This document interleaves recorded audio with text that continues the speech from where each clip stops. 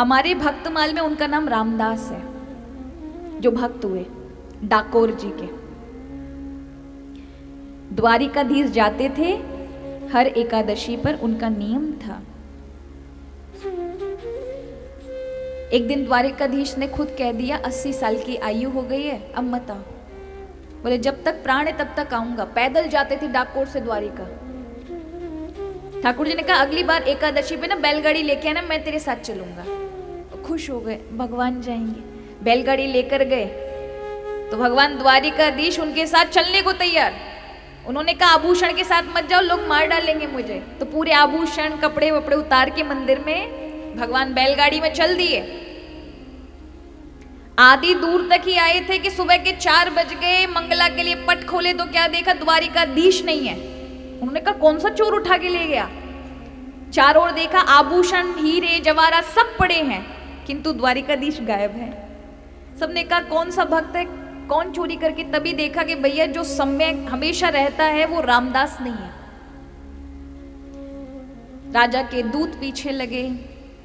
करीब आते हुए राजा के दूतों को देखा रामदास घबरा गए। भगवान ने कहा पास में बावड़ी है, मुझे जाकर वहां रख दे और तू आराम से गाड़ी चला, कुछ नहीं होने वाला, तेरे साथ ही चलूंगा। अब रामदास ठाकुर जी को प्रभु का इतना स्वरूप भारी है, लेकिन देखो प्रभु की कृपा, इतने हल्के फूल जैसे हो गए भगवान कि वो उठा करके भगवान का स्वरूप बावड़ी में गिराया है और जाकर के बैलगाड़ी में सो गए।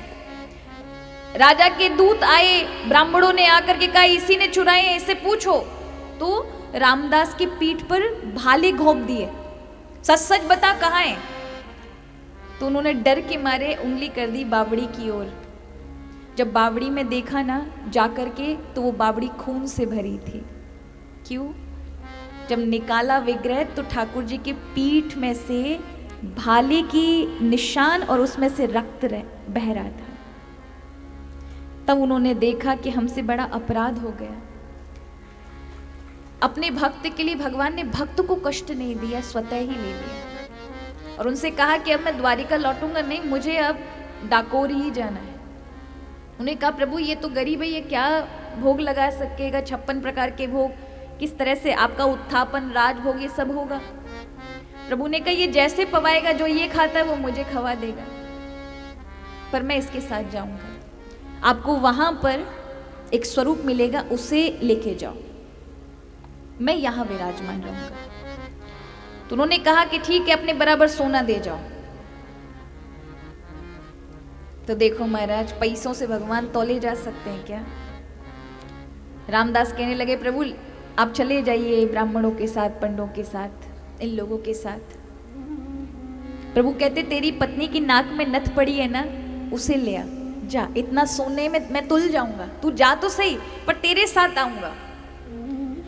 दौड़कर अपनी पत्नी के पास आते हैं, अरे भाग्यवान भगवान आ रहे हैं, अपनी नाक की नथ दे दे, क्योंकि सोने के बराबर तौल करके भगवान को लेके आ सकते हैं। बोले इतनी सी नथ के लिए भगवान तुल जाएंगे? इतनी सी नथ पर द्वारिकाधीश तो भारी हैं। मैंने कहा तुल जाएंगे, वो तो दीन दयाला है, जल्दी दे।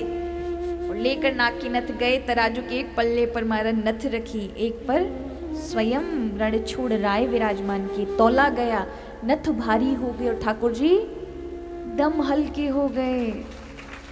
और वचन के कारण प्रभु को आना पड़ा डाकोर, खाली हाथ लौटना पड़ा। वही डाकोर जी में देखा जाए तो द्वारिकाधीश अपने भक्त के कारण विराजमान हैं, अपने भक्त के कारण। ऐसा कहा जाता है, भक्तमाल में वर्णन है, बाकी का तो नहीं पता, कि आज भी कभी मंदिर का जीर्णोद्वार किया जाए, कोई उनके विग्रह को उठा नहीं सकता, इतना भारी उनका विग्रह है, स्वरूप है ठाकुर जी का। लेकिन रामदास के परिवार का यदि एक भी छोटा बच्चा होगा तो वो अकेला ही उठा के बाहर रख सकता है, ऐसा भगवान ने आशीर्वाद उस परिवार को दिया हुआ है। तो ये प्रभु की कृपा है। देखो महाराज, भक्तों के लिए भगवान बस संबंध होना चाहिए, आपने संबंध क्या बनाया, यह महत्वपूर्ण है। गोपियों ने अपने कांत का संबंध, प्रिय का संबंध बनाया, सुदामा ने, उद्धव ने, अर्जुन ने मित्र का संबंध बनाया, मीरा ने प्रियतम का संबंध बनाया, यशोदा ने लाला का संबंध बनाया। अब मेरा आपसे पूछना है, आपने किसका संबंध बनाया भगवान से? किसका? और नहीं है तो बनाओ महाराज। संसार के रिश्ते कोई निभाए ना निभाए, लेकिन हमारे ठाकुर जरूर निभाते हैं। आपको विश्वास नहीं होगा, ये जो मैं अभी कथा बता रही हूं ये कोई सतयुग त्रेता द्वापर की नहीं है, इसी कलयुग की है। 300-400 पूर्व वर्ष पहले घटी घटना है ये। हमारे ब्रज क्षेत्र में बल्लभ संप्रदाय में ही, हमारे गोकुल जी में और गिरिराज जी में, तब आज नाथद्वारे में विराज रहे श्रीनाथ जी, तब गिरिराज जी विराजते थे। तब भगवान के,